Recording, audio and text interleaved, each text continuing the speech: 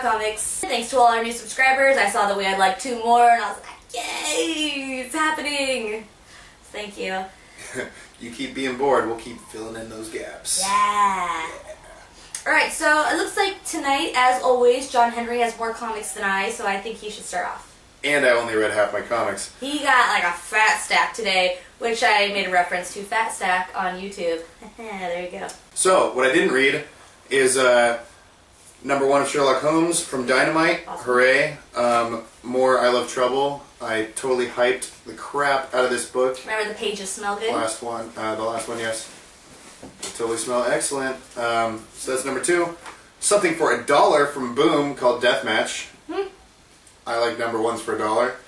And I'm going to catch up on A Plus X. So that's all the stuff that I know nothing about. What is A plus X on right now? 3. So all new X-Men continuing. Teenage X-Men are in the future, which is the present. And, you know, everyone hates Cyclops, and Beast is dying, and the rip to the future, like, has caused Jean Grey to manifest her telepathic powers, like, way early, so now she's, like, you know, 16, like, seeing in people's heads for the first time, and she's in the future, so, you know, Where's Beast during all she's this? becoming a woman. Beast is... He, like, went and got everyone, and then Steven in then he went into cardiac arrest, so young Beast is trying to save present Beast, while Jean Grey keeps them, like, mentally linked, so they're talking to each other and trying to, like, work on equations, nice. in their minds. Nice. But basically, they were going to go back to the past, and Jean Grey said no. Ooh. She got a glimpse of everything that happened to her and, like, how she died, and everything that was going to happen to them, and she said no. Like, all we're going back to is, like, torture and genocide. Let's fix what is here now, and then we can go back to torture and genocide. Oh, great. Alright, I read Red She-Hulk. This is on 60, and I'm going to tell you, I don't read Red She-Hulk. This is not one of my regulars, so I just jumped in at 60. Because you can do that with comics. I know people find it quite intimidating, and they think they can't, but Marvel, DC, you know the characters, you grew up with them, you can jump in. I got this because Captain Marvel was on the cover, and I was like, oh, I can... and Thor's on the cover, and I was like, I can get into this, I know these guys. But it's actually way deeper than I thought, and you know what, I did it. I totally get what's going on, though, but it makes me want to start from #1. It's pretty awesome. So basically, She-Hulk saw into the future because of this little child who has psychic abilities and can see... That's a long backstory. But anyway, she saw the future. It's a bad future. So now she's trying to fix it. But the Avengers think that she is doing crazy violent things. And they're trying to stop her without really understanding what's going on.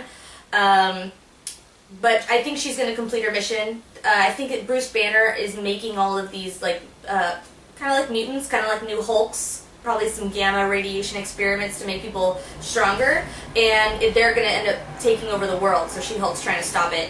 And it's really fun. I really like She-Hulk. I loved her in the 80s when she'd wear those funny turtlenecks and like talk to her girlfriends on the phone and then go fight crime. And she's still cool. She's still pretty badass. Oh, but they're different. This one is... yeah, but it's a different woman. It is a different woman. Because Green She-Hulk is an attorney. Yeah, she was awesome, right? But they're kind of similar in their sexiness and their sassiness. This is Betty Ross, is who this one is, and she's great. I highly recommend it. I think I'm going to start over from #1 and really get to know She-Hulk better. Red She-Hulk. New Avengers, #1, all about Black Panther. Is he with Storm? No. Storm's not there. No? No. They did date, though, right? In some storylines, like, she's his African queen. Yeah. But I don't know, she wasn't here. He, like, steps through a portal, saves the world, steps back, the world's better, real fast. Ooh, but, and so we get to find out what happened in between? No. Like, it was like, here's a story idea, and now it's done. Oh. And he won. The whole time, it's telling the backstory of his, like, previous disagreements with, a bunch of, like, I don't know if it's the Defenders or the old New Avengers. I think it was the old New Avengers. But, like, Doctor Strange and Mr. Fantastic and Captain America, they wanted to, like, secretly rule the world, like, for good. And he told them, no, like... Anyways, they give you the backstory, and then at the end, they all show up on a plane to Wakanda. And then he has to deal with them in the next issue. Next, Morbius, #1, Marvel Now. So Morbius, he's one of those characters from the '70s that like in my opinion, like it just doesn't really matter. I don't care if he lives or dies. But he took the third option because he's undead. I thought of that like 12 hours ago. So bad. But this issue is good, and the series has a lot of potential, and it actually made me care that he exists. I think it looks good. I don't know, he might be dead. It's another one of those things like, issue 1, he's dead. 5 days earlier. Story, currently dead. We'll see if he's actually dead next issue. He looks pretty dead. Is that him? He at least has a giant shotgun blast to the chest, and it explains that since he's only like half vampire, that can kill him. Oh, I love half vampire stories. It's really cool because it breaks down like pros of being a vampire, and like lists them all, and then it's like disadvantages, and lists them all, and then it's like myths that don't even matter to me. I would be okay if they brought back Blade. Oh yeah, Blade was fun. Yeah. That was like one of those weird Marvel movies before they did Marvel movies that was really good, and then everyone forgot about it because then they started making terrible Marvel movies. But now they're making good ones again. Yes. So good job, Marvel. Wait, good job, Disney. Or whoever, I don't know, whoever makes the good ones. Well, Disney bought Marvel, and now I think they're the ones making God damn that it, made them. Disney. That's why they're big budget. That's why they're prettier. Well, okay, good for the movies. I don't know about the comics though. Let's be realistic. Well, I don't know if they write the comics.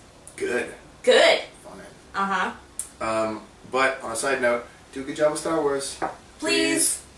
Vampire Strikes. I picked this up because there wasn't a whole lot of #1, so I was like looking forward to this week.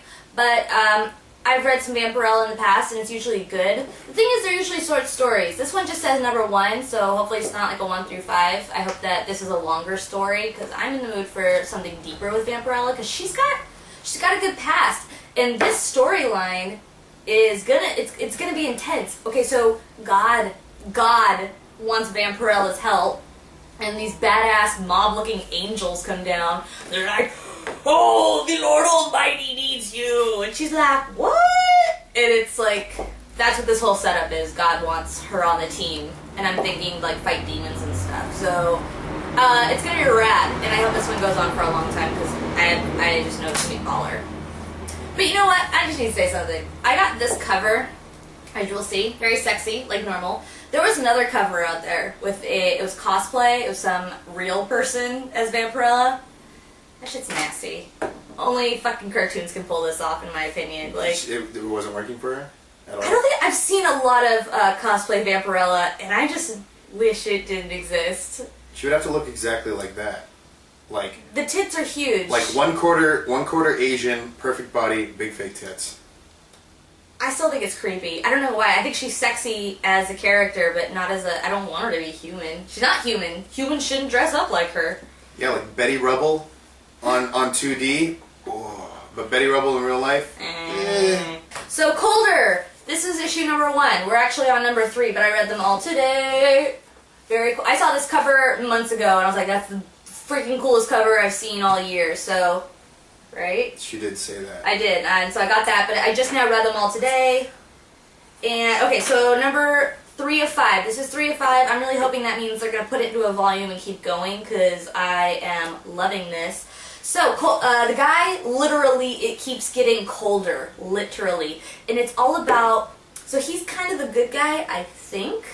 And there's this, it's all about crazy people, and there's this villain who feeds off the crazy, so he goes around looking for the most crazy person ever so he can eat their crazy. That's pretty sweet. Yeah, it is. It starts off in an insane asylum in the 40s. He's also, like, I don't even know, like, really old. I didn't see what the current date was, but he's from the 40s, and it's not in the 40s anymore. So, he's some kind of, like, anti-villain hero guy, not really sure yet.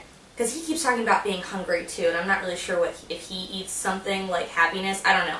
But it's really interesting. The art's good. The main character, he's very lovable. And the villain character is freaking scary as freaking hell. He has like kind of a Willard thing, you know, with the rats, plus a little, like, Joker-ish. So he's super creepy. I highly recommend Colder. New Star Trek based on the new movies. second movie's coming out soon, which is very exciting. I haven't watched the preview yet, but Trailer, I've seen every The trailer is just like epic destruction and action and so much going on. We'll post it on Facebook for you. Sure. Why not? This concluded the alternate reality story that I talked about like a month ago. And Kirk's totally a bastard and is screwing over everyone and decides that he's the head of the Terran Empire, which is, in the alternate reality, what's going on. So he's a big dickbag. And, but it totally plays into the storyline from the movie where he goes to the portal, the wormhole, black hole, whatever, where Spock comes out from the past, and he finds Spock from that timeline, and they fight. He calls him a stupid old man, and Spock insults him very intelligently. Of course. And then a few people die, and that story arc's over. And people win. So they go back out of the wormhole and into normal times? Old Spock comes, new Spock, or present Spock isn't actually dead from last issue. Oh, sweet. Uhura betrays Kirk. Kirk's dead. Kirk's dead? Spoiler alert. Well, I mean, it's an alternate thing. It's like this totally other thing that doesn't even matter, that you're never going to see again. It's only two issues long.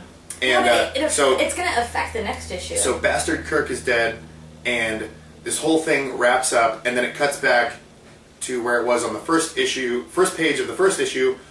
Scotty and Bones sitting like in a bar, and Scotty like explaining alternate realities to him. I really like who they got to play Scotty. He's real cute. Yeah. And Bones kind of cute too. Transwarp beaming is like trying to hit a bullet with a smaller bullet whilst wearing a blindfold, riding a horse. Next, Hellboy in Hell 2. It keeps going. This one was really, really fun. Oh god, there's such a big spoiler alert that I don't even know if I should tell you. No, don't know. Oh god, he gets to kill somebody. It's pretty important. And then and then it totally gives like so Edward Grey has been like leading him through hell, and they get to the room where like he was conceived, and it shows like a flash of his father, the demon, like the little squalling little like Hellboy, little like demon spawn. It shows his father totally like lop off his arm. And this is King Arthur? No, Hellboy's the son of a witch and a demon. Okay. So then how is he related to King Arthur? Because the female line of witches where it ran all the way down to his mom. Okay. So it totally shows his demon dad in hell, like, hold up Hellboy as an infant, lop off his arm, and stick the stone arm on there with, hell minions dancing around and all that stuff. So that's really cool. And then at the end, he finally runs into that recurring character who's, like, goat from the waist down and, like, snake tail and, like, goat horns. That guy that's been he's been around Hellboy for like forever, and he's the one that always like shows up and like taunts Hellboy like blah blah blah. You're gonna lead my armies. So he's gonna be in the next issue. No, he's pretty tall. Okay. He's gonna be in the next issue, and Hellboy in Hell continues. Was. And Mike Mignola's doing all the art once again because Duncan Fegretto did it for like the last 4 years, which is awesome. No one can draw cobwebbed suits of armor like Duncan Fegretto. Alright everybody, thanks for watching Kiss My Comics this week. We'll be back next week with more exciting, nerdtastic entertainment.